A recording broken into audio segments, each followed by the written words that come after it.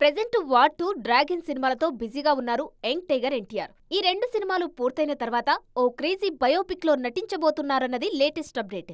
భారతీయ cinema పితామహుడు Dadasaheb Phalke biopic లో NTR నటించబోతున్నారన్నది film Nagar లో ట్రెండింగ్ టాపిక్. 2 ఏళ్ల క్రితం రాజమౌళి సమర్పణలో ఆయన తనయుడు కార్తికేయ నిర్మాతగా మేడ్ ఇన్ ఇండియా అనే ప్రాజెక్టును అనౌన్స్ చేశారు. ఆ సినిమాకు నితిన్ కక్కర్ దర్శకత్వం వహిస్తారని వెల్లడించారు. ఆ ప్రాజెక్టే దాదాసాహెబ్ బయోపిక్. జక్కన్న సినిమా కావడం వల్లే ఎన్టీఆర్ కూడా నటించేందుకు అంగీకరించారన్న టాక్ వినిపిస్తోంది.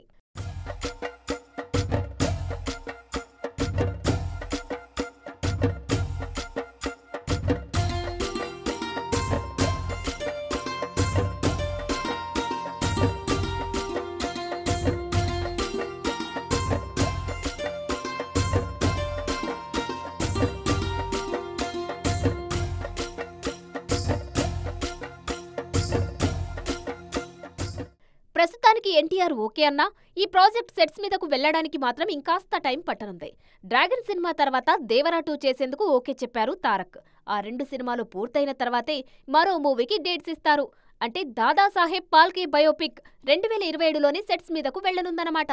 అయితే ఇదే కథతో అమీర్ ఖాన్ హీరోగా రాజ్ కుమార్ హిరానీ కూడా ఓ సినిమా ప్లాన్ చేస్తున్నారు. మరి ఈ రెండిటిలో ఏది ముందు తెర మీదకి వస్తుందో చూడాలి.